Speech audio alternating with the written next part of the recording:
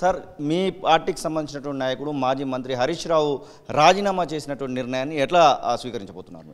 ఇది ప్రజల తరపున ప్రజల గురించి మరి ఉన్న పార్టీ మా బీఆర్ఎస్ పార్టీ, మా నాయకుడు కమిట్మెంట్ ఉన్న నాయకుడు హరీష్ రావు గారు, వారు అందరూ కూడా తెలుసు.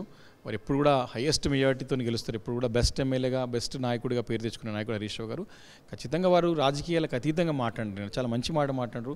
అమరవీరుల స్తూపం సాక్షిగా వారు ఓపెన్ ఛాలెంజ్ చేసి ముఖ్యమంత్రి గారు మీరు వస్తారా, మీ మనిషిని పంపిస్తారు రండి అని చెప్పి వారు క్లియర్గా మీరు ఏమేమి అంశాలపైన మీరు హామీ ఇచ్చినారు, మరి నిలబెట్టకపోతే మీరు రాజీనామా చేస్తారా, చేయకపోతే మేము చేస్తాం, మీరు చేస్తే మీరు 2 లక్షల రూపాయల రుణమాఫీని ఏకకాలంగా 15th ఆగస్టు లోపల, అదేవిధంగా బోనస్ 500 రూపాయల బోనస్ని ఒడుగునడంతో పాటు 6 గ్యారంటీల్లో 13 అంశాలని మీరు స్పష్టంగా మీరు అమలు చేస్తారంటే నా రాజీనామా ఇవ్వడానికి సిద్ధంగా ఉన్నాను, ఏ ఫార్మాట్ సిద్ధంగా అని చెప్పేసి లిఖితపూర్వకంగా అందరి మీడియా సమక్షంలో అమరవీరుల స్తూపం సాక్షిగా మీడియా మిత్రులకి హ్యాండ్ ఓవర్ చేసినారు.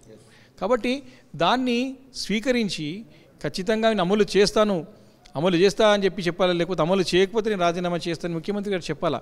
కానీ వాడు దాటి వేసిన ధోరణిగా ఫార్మాట్ లేదు, స్పీకర్కి లేదు, సమాజానికే ఇస్తున్నాం కదా ఓపెన్ చేయాలి. ప్రజానాయకుడు, క్రెడిబిలిటీ ఉన్న నాయకుడు, వారు ప్రజల విశ్వాసాన్ని నమ్మకంతో ఉన్న నాయకుడు హరీష్ రావు గారు. మీలాగా మనకి రేవంత్ రెడ్డి గారిలాగా మాట తప్పే నాయకుడు కాదు. రేవంత్ రెడ్డి గారు చాలా సందర్భాల్లో చాలా ఛాలెంజ్లు వేసి వెనక్కిపోయినాడు. ఇంతకుముందు మనం ఉదాహరణ చూసినాం, మనం 2-3 ఉదాహరణలు చూసినాం. వారు రాజీనామా చేస్తే కూడా పార్టీ అప్పుడున్న పార్టీ అధినేత చంద్రబాబు నాయుడుకి ఇచ్చేసి వారు తప్పించుకున్నాడు. కాబట్టి మీకు వారికి నైతికత లేదు. అసలు హరీష్ రావు గారి గురించి మాట్లాడే నైతికత లేదు. హరీష్ రావు గారు గతంలో ఎన్నోసార్లు రాజీనామాలు చేసినారు, మంత్రి పదవిని మరి ఇట్లా గడ్డుపోసేలాగా తీసి పక్కన పెట్టేసి ప్రజల పక్షాన పోరాటం చేసినారు. ఇప్పుడు కూడా లక్షల మంది, కోట్ల మంది ప్రజలకి మేలు జరుగుతుంది కాబట్టి జరుగుతుందంటే తప్పకుండా నా పదవికి ఇష్టపడితే నేను పోటీ కూడా చేయనని చెప్పినాడు. ఇంతకంటే పెద్ద ఛాలెంజ్ని తీసుకొని దాన్ని 100% ప్రజాపక్షం నుండి రాజకీయాలకు అతీతంగా ప్రజలకు చేయాల్సినటువంటి బాధ్యత వారి పైన ఉన్నది చేయకుండా కేవలం రాజకీయ రంగు పూసే ప్రయత్నం చేస్తున్నారు. ప్లస్ ఎన్నికల్లో ఓట్లు దండుకోవడానికి ప్రమాణాలు ఇవన్నీ చేస్తూ ఉన్నారు. కాబట్టి ప్రజలు గమనిస్తూ ఉన్నారు. మేము కూడా ప్రజలకి తప్పకుండా తెలియజేస్తాం. 100% వారు నమ్మే పరిస్థితి లేదు, ఈరోజు నమ్మరు కూడా.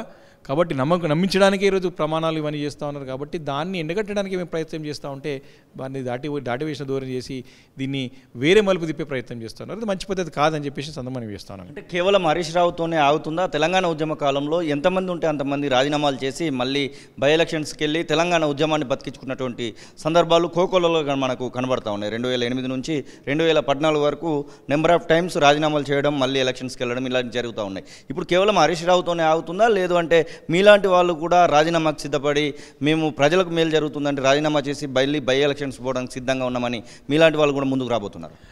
అది ఉద్యమ నేపథ్యం. అప్పుడు బై ఎలక్షన్స్కి పోయి ఆ రోజు తెలంగాణ ఉద్యమాన్ని మరి అణిచివేసే ప్రయత్నంలో భాగంగా మరి అప్పుడున్నటువంటి అధికారంలో ఉన్న పార్టీ కాంగ్రెస్ పార్టీ ఆ రోజు ఉద్యమాన్ని అణిచివేసి మరి ఆ రోజు పార్టీని లేకుండా చేసే ప్రయత్నంలో భాగంగా ఆ రోజు రాజీనామాలు చేసి ఉప ఎన్నికకు పోయినాం ఆ రోజు, వాస్తవం.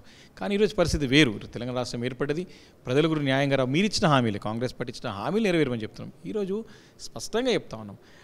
మన హరీష్ రావు గారు నేను పోటీ కూడా చేయనని చెప్తా ఉన్నాడు కదా. కాబట్టి దాన్ని గమనించేలోకి తీసుకుని దాన్ని తీసుకొని పరిగణలోకి తీసుకొని నువ్వు చేంజ్ చేసే చెప్పే ప్రయత్నం చేయకుండా నువ్వు ఆ ఫార్మాట్లో లేదు, ఈ ఫార్మాట్లో లేదు అనడం వారి విఘ్నతకి విఘ్నతకు వదిలేయాలంటే అంత ఫూలిష్గా అంత దిగజారి ప్రయత్నం చేయడం, ఒక ముఖ్యమంత్రి స్థాయిలో ఉండి మాట్లాడడం అది కరెక్ట్ కాదు. కాబట్టి వారు ఎన్నో ప్రామిసెస్ చేసి ఫెయిల్ అయినాడు, వారు ఎన్నో ఛాలెంజ్లు ఓడిపోయినాడు. రాజకీయాలు తప్పుట అన్నాడు. మన కొడంగల్లో ఓడిపోతే 2018లో రాజకీయాలు శాశ్వతంగా పోతా అని చెప్పి ఇంతమంది రికార్డ్ చేసిండా? అనేక సందర్భాలు ఉన్నాయి, అనేక ఎగ్జాంపుల్స్ ఉన్నాయి, మనకి వాటిని తీసుకోవచ్చు. మేము చాలా స్పష్టంగా ప్రజల పక్షాన్ని మాకు ప్రజలకు పాత్ర ఇచ్చారు. మాకు అపోజిషన్ పార్టీగా వారు ఇచ్చినటువంటి హామీలు అనేవి అమలు చేసే బాధ్యత మాపై ఉన్నది. ఖచ్చితంగా ప్రశ్నిస్తాం వారిని. వారు ప్రశ్నిస్తే దానికి సమాధానం చెప్పలేక తిట్ల పురాణం అందుకొని మమ్మల్ని వ్యక్తిగతంగా అంటే క్యారెక్టర్ పైన అసెసినేట్ చేసే విధంగా ప్రయత్నాలు చేస్తూ ఉన్నారు. ఇది ప్రజాస్వామ్యంలో మంచి పద్ధతి కాదు. కాబట్టి వారు గతంలో అపోజిషన్ పార్టీ ఉన్నప్పుడు ఎన్ని మాటలు మాట్లాడు, ఎన్ని తిట్లు తిని అట్లా మాట్లాడతలేం కదా. సబ్జెక్ట్ మాట్లాడుతున్నాం, ప్రజల గురించి మాట్లాడుతున్నాం, పబ్లిక్ రిలేటెడ్ ఇష్యూస్ తీసుకుంటా ఉన్నాం. మేము పర్సనల్ ఇష్యూస్ ఏం తీసుకుంటాం లేదే. వారు కేసీఆర్ గారిని తీసుకుంటే, కేటీఆర్ దగ్గరికి వెళ్ళి తీసుకుంటే కేటీఆర్ అబ్బాయి గురించి కూడా మాట్లాడే సందర్భాలు చూసినాం మనం. కాబట్టి అది చీప్ ట్రిక్స్, అది మనకేమిటంటే అది మన ఒక స్థాయి నాయకుడు మాట్లాడే అంశాలు కాదు. మేము హుందా ఉంటాం రాజకీయాల్లో, ప్రజల గురించి ప్రజల పక్షాన ఫైట్ చేస్తాం. మాకు ప్రజల నుంచి వచ్చిన పార్టీ, మాకు ఏదో పదవులు రావాలని చేసినట్టు పార్టీ కాదు ఇది. కాబట్టి డెఫినెట్గా మా రెస్పాన్సిబిలిటీ ఫుల్ఫిల్ చేయడానికి డెఫినెట్గా మేము ఫైట్ చేస్తాం. కాంగ్రెస్ చేసిన హామీలన్నీ కూడా అమలయ్యే వరకు కూడా నిద్రపోకుండా, వాళ్ళు నిద్రపోనీయం, మేము కూడా పోరాటం చేస్తూనే ఉంటాం.